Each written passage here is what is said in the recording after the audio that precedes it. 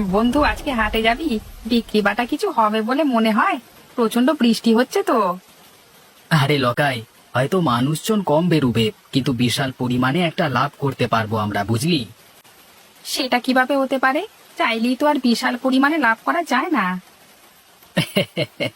এবার চাইলেই প্রচুর পরিমাণে লাভ করতে পারবো আমরা। কালকের সংবাদপত্র পড়েছিস? হ্যাঁ, পড়েছি তো। সংবাদপত্রে আবার কি লাভ করবার উপায় লেখা আছে নাকি? ধুর, তুই যে এত বোকা, কি বলবো। আমি আবার কি করলাম? আরে পাগলা, কালকে সংবাদপত্রে দিয়েছিল টানা 2 মাস এভাবেই বৃষ্টি চলবে, আর এই বৃষ্টি থেকেই আমরা লাভবান হব।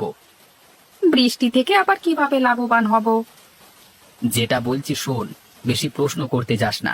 এখন 2 মাস টানা বৃষ্টি হবে। এই বৃষ্টির সুযোগ নিয়ে আমরা হাটে জিনিসপত্র চড়া দামে বিক্রি করব। তাতে তোর লাভ হবে আর আমারও লাভ হবে। ও, এটার জন্য বলছিস? এবার বুঝতে পারলাম। মাথার ভেতরে গোবর পোড়া থাকলে যা হয়। এখন আর কথা বাড়াস না, তাড়াতাড়ি বাড়ি যা, হাটে যেতে হবে। পারলে দুটো বেশি করে মাছ নিয়ে যাস। ঠিক আছে, নিয়ে যাব। এখন তাহলে আসি, কেমন?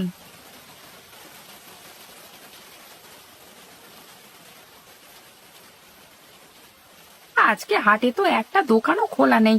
ভালোই হলো, আমাদের কাজ আরো সুবিধে হয়ে গেল। ঠিক বলেছিস লকাই।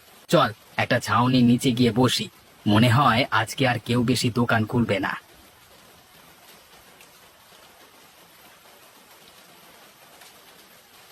ওই তো একটা লোক এদিকে আসছে বলে মনে হচ্ছে।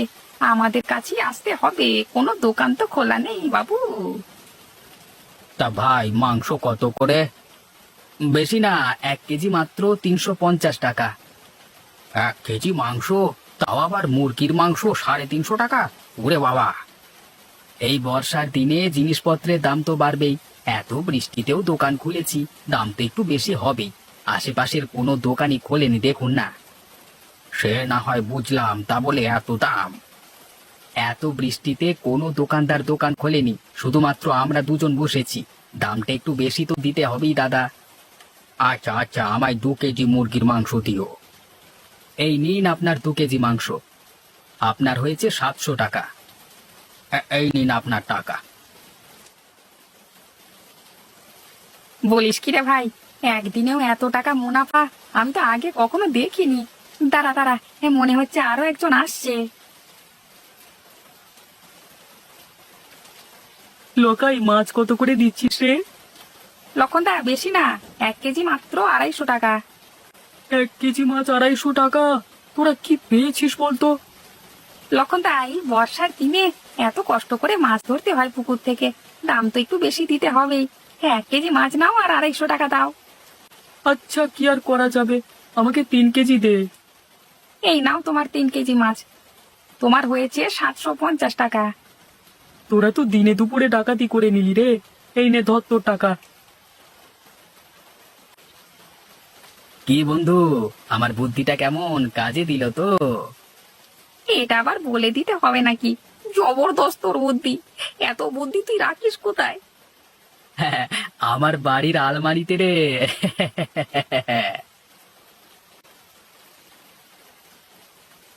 ও ভায়া, আরে হাটের দিকে গিয়েছিলে নাকি? হ্যাঁ, হাটে গেছিলাম। দিনে দুপুরে ডাকাতি করে নিলে।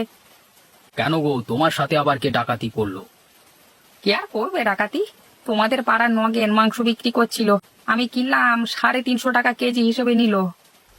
বলেন কি গো, 150 টাকার মাংস 350 টাকা নিল? একেবারে 200 টাকা বেশি। তার বলতে, হাটে কোনো দোকান খোলেনি বলে যা ইচ্ছে তাই করছে ওরা। আচ্ছা, আমি এখন বাড়ি যাই, দেরি হয়ে যাচ্ছে আমার আবার।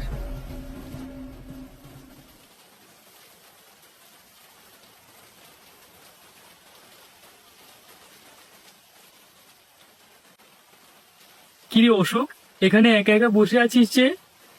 হ্যাঁ লক্ষণদা, বসে বসে বৃষ্টি দেখছি। তো বাড়িতে তো আর মন টিকছিল না, তাই চলে এলাম।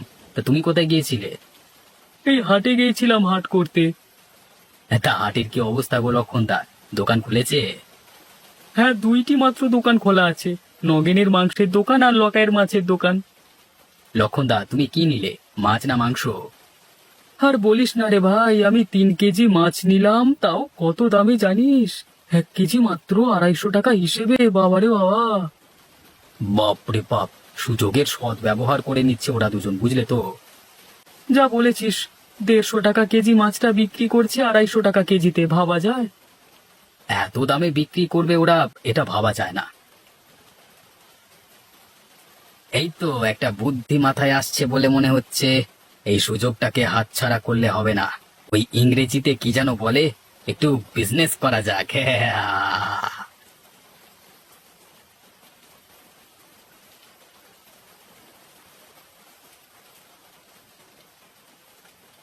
কি গো, এবার তো কিছু একটা করতে হবে।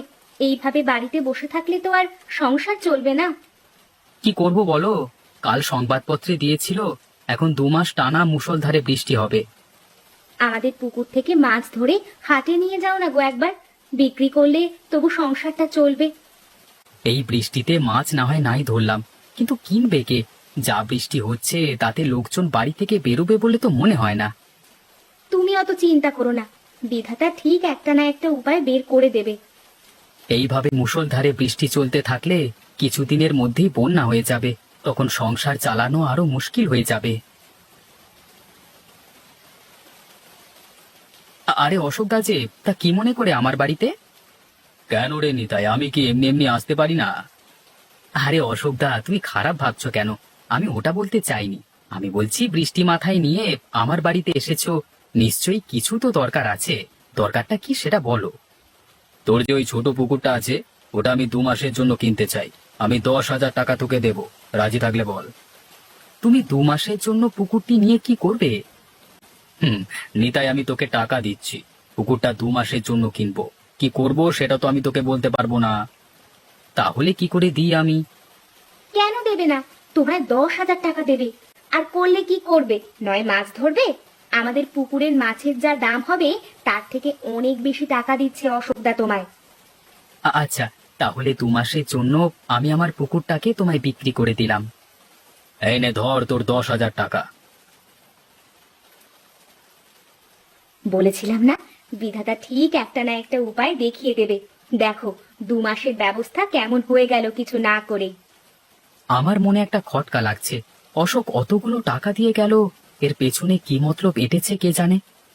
তোমাকে কতগুলো টাকা দিয়ে গেছে, এটা তো খুশির খবর। এবার পুকুর নিয়ে ও যা পারে করুক। না গো গিন্নি, ও মহা ধড়িবাজ লোক, তাই ভাবতে বাধ্য হচ্ছি। অত শত ভাবতে হবে না তোমায়, যা পেয়েছো তা নিয়েই খুশি থাকো। বল লকাই, আমার পরিকল্পনাতে কেমন ব্যবসা করছিস?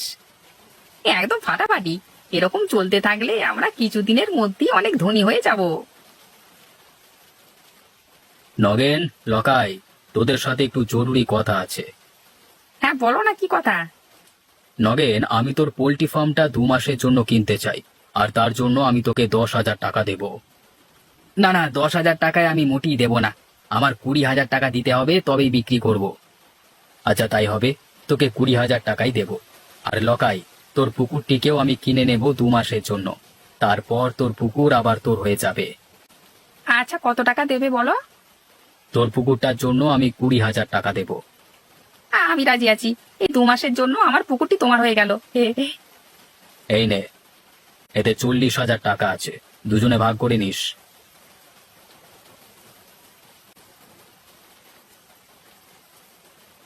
নে তাড়াতাড়ি হাত চালা, আবার হাটে গিয়ে বিক্রি করতে হবে। এই তো বাবু, তাড়াতাড়ি করবার চেষ্টা করছি।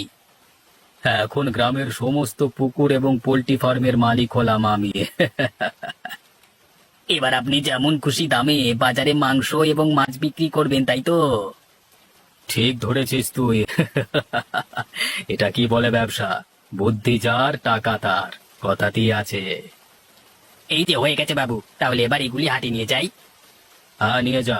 আর শোন, 1 কেজি মাছ 350 টাকায় বিক্রি করবি, আর 1 কেজি মুরগির মাংস বিক্রি করবি 450 টাকায়, বুঝেছিস? আগে বাবু তাই হবে। আমি এগোচ্ছি, আপনি আসুন কেমন। আসুন আসুন, আমাদের দোকানে আসুন, সবকিছু জিনিস তরতাজা পাবেন, নিয়ে যান। ভাই, আমাকে 2 কেজি মুরগির মাংস দাও তো। এই নিন আপনার 2 কেজি মুরগির মাংস, আর আপনার বিল হয়েছে 900 টাকা। সে কি, 1 কেজি মাংসের দাম 450 টাকা? আগে হ্যাঁ। আমায় 1 কেজি মাছ দে তো, একটু ভালো দেখে দিবি। হ্যাঁ, হ্যাঁ বাবু, আমাদের দোকানের কোনো জিনিসই খারাপ নয়। না হলে ভালো। এই নিন বাবু, আপনার 1 কেজি মাছ। আপনি আমাকে 350 টাকা দেন। বলেন কি মশাই, 1 কেজি 350 টাকা? হ্যাঁ বাবু, ওই দামই দিতে হবে। এদেরকে একদম বিশ্বাস করবেন না, একেবারে দড়িবাজ লোক। আমাদের সবার থেকে পুকুর কিনে চড়া দামে মাছ বিক্রি করছে, আবার মাংসের ক্ষেত্রেও একই কাজ করেছে। তুমি আমায় দড়িবাজ বলছো, কিন্তু যখন তুমি চড়া দামে বিক্রি করতে তখন সেটা দোষ নয়।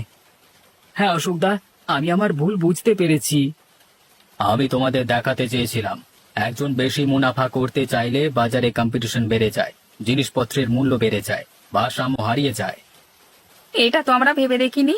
আজকে অশোকদা আমাদের চোখ খুলে দিয়েছে, আর এই ভুল হবে না। সবাই অশোককে খারাপ ভাবতো, কিন্তু আজকে উনি সবার জন্য এত বড় কাজ করলেন, নিজের লোকসান করে। লোকসান তো হয়নি। এই নাও তোমার সব টাকা, আমি ফিরিয়ে দিচ্ছি।